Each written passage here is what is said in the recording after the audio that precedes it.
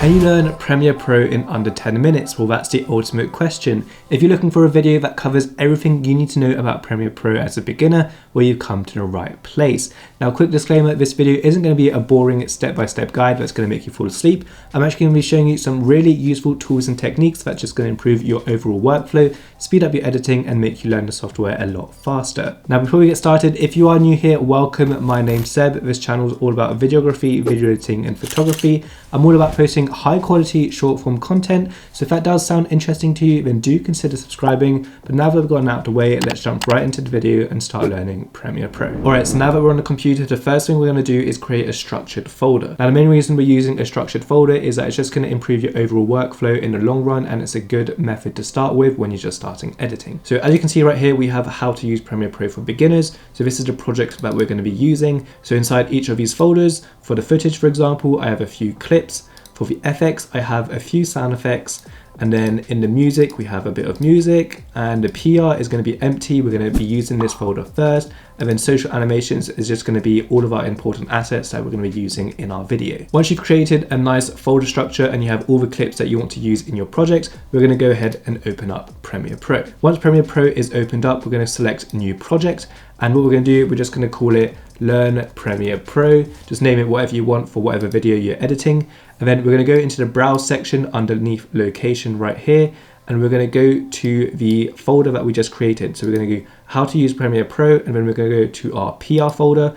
Now this is going to be our folder where everything's going to be saved. So our project and then all our autosaves. Once all that's done, you can just go ahead and select OK, and then Premiere Pro will open up. Once you've opened up Premiere Pro, your workspace should look exactly like this. Now, the first thing we're going to do is, as you see right here, it says Project Learn Premiere Pro. So this window right here is going to store all your files. So what we're going to do right off the bat is we're just going to select our footage, FX, and social animations, and we're just going to drag it inside our project right here, so all our files start loading into Premiere Pro. So now that you've imported all your clips, let's go ahead and just start editing. So we're going to hover over our footage folder, click on it, and then it's going to open up this. Now, just to get straight into the editing process, you can grab your clip and just chuck it into your timeline right here, and it'll create a sequence. Or alternatively, you can right click on your clip and then select new sequence from clip, and then it's just going to create a new sequence. Now you'll see in the project folder, it's created a new item, and it's got this weird little looking icon. Now that's basically just your sequence.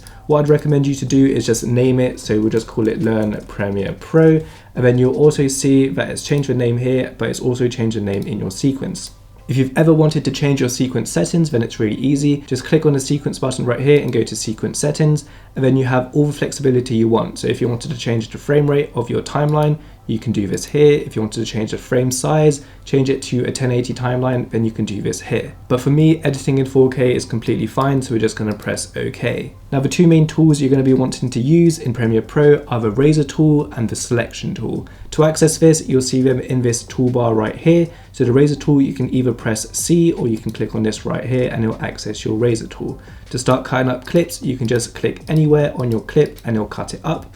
And then to grab your selection tool, you just press V, and then you'll be able to highlight your clips, drag them around anywhere you want. If you hover over the end of the section right here and you click, you'll then be able to extend them, and so forth. So now that I've shown you the two main tools on how to edit on Premiere Pro, let me show you around Premiere Pro so it looks a lot less complicated. And we're also going to clean up Premiere Pro so it looks a little bit less intimidating. So right here, as I showed you, this is your timeline, this is your project folder, and then this is your program. So whenever you edit your clips, you'll see in your timeline that your footage is going to be displayed in your program section. On this section of Premiere Pro right here, you have your effects, your source, your audio, and your metadata. Now, to be completely honest with you, the audio section is completely irrelevant. You can just go ahead and close that, and you can also close your metadata, so it just cleans it up and looks a lot more organized.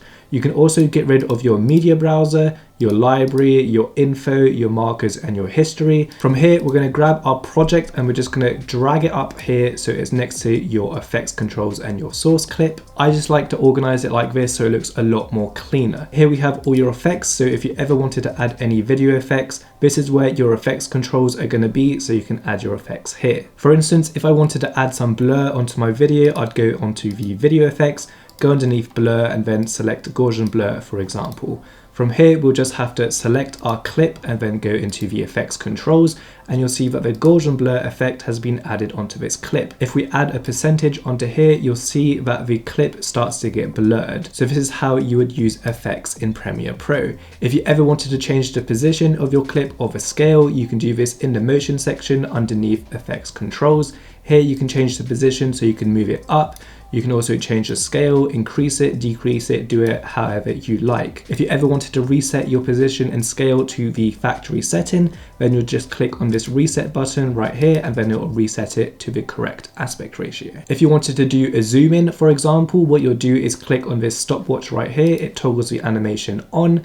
And then if we move a few frames forward and then added zoom to 200, for example. If we start playing the clip where we started our first keyframe, you'll see that the scale starts to increase right here, and it also zooms it in on the preview. If you wanted to make your zoom in even faster, then grab your keyframe right here and just increase it to this section right here.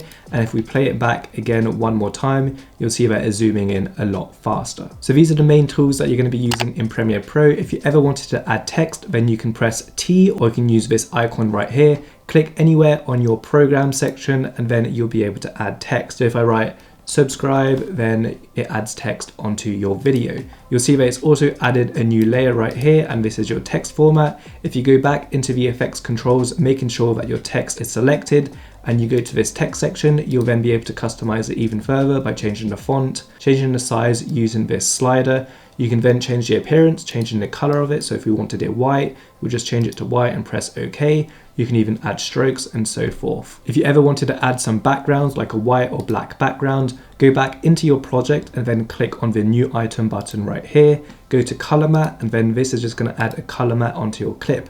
So say for instance, I wanted a red color matte, I'd press OK. Then press OK again, and then it will add a new color matte section right here. All you have to do is drag it onto your timeline right here, and then you'll see if we hover over it, we have a red color matte. And if we put our text on top, then you'll see that the text is then on top. Now during this video, if I'm showing you tabs that you cannot see on your own version of Premiere Pro, or by accident you've deleted, for example, the effects controls tab just by closing it, and you want it back up, then I'm going to show you how you can fix this. Go underneath Windows right here, and then you'll have all your Windows tabs. So if we want the effects controls back, just click on that, and then it'll open it back up, and then you can move it around wherever you want. Now, if your Premiere Pro looks messy, just like it looks like right now, you can also go into your Windows, go underneath Workspaces, and then do Reset to Saved Layout. And then it will just position everything back to normal. So now that I've shown you the basics of Premiere Pro, let's go through a few tools that are just going to spice up your editing and make them look a lot more professional. So the first one, we're going to go underneath Windows, and then we're going to select Essential Graphics. And basically what we're going to do right here is just extend it a little bit more and make our program window a lot bigger. From here, go underneath Adobe Stock and then type in whatever you want. So if I wanted a title, I'd just type in title, then select a free option. And then here you'll have a whole bunch of previews of titles that you can add onto your timeline. For instance, if I really liked this, I can just hover over it and give it a quick preview, or alternatively, I can just add it onto my timeline right now. Once your title has loaded in, you can then preview it quickly just by pressing the spacebar. And as you can see now, we have a really cool title animation. If you want to edit your title, just click on it, and then the edit section should appear underneath Essential Graphics, and then you'll be able to edit it. If you just double click, you'll then be able to add the text. So if I put subscribe again, then you'll see that it's just changed the text. You can also change this in the effects control underneath here, and it just has a lot more flexibility, and you can also see all the keyframes of the animation. So if you ever wanted to change it ever so slightly, you'll do so in the effects controls. Now that we've covered the essential graphics, let's go over to the essential sounds. So this is a really good option if you want to modify your audio, whether it's talking shots just like this, or it's background music. For the purpose of this video, we're going to add audio underneath our audio track. So we're going to go into music right here, just select that and put this into the audio track. If we click on the audio, you'll then see that all these options become available. Now, because we have music, we're just going to click on the music option, and then you'll see right here we have a few presets. So we have balanced background audio, duck against everything, hard vocal ducking, and smooth vocal ducking. Because I want to use this as background music, I'm going to do balanced background music, and then you'll see it'll do a few adjustments in your clip.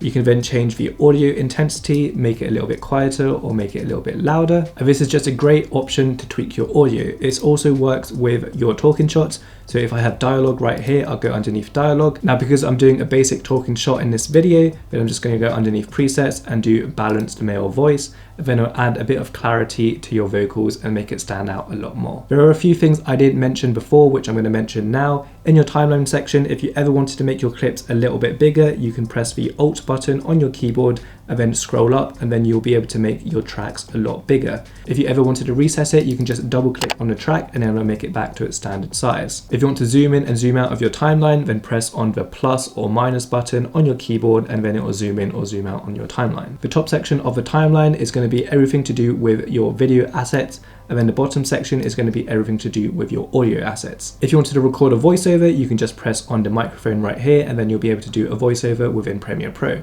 If you ever wanted to mute tracks, then you can press on the M button and it's going to mute that selected track. Once you've edited your video and you're ready to export, you can press Ctrl M or Command M, or you can go into the file section right here, go underneath export and select media. The simplest way you can edit your video is go into format right here, select H.264, and then go underneath presets. If you're exporting files for a client, then I'd just highly recommend you use the high bitrate section. But if you're editing videos for YouTube, then you can scroll all the way down and you'll see that there are a few YouTube templates. Because I'm editing in 4K, I'll just select the 4K preset. Once you're ready to export, you can change your file name right here, and this will also have your save destination. So go ahead and select wherever you want to save it.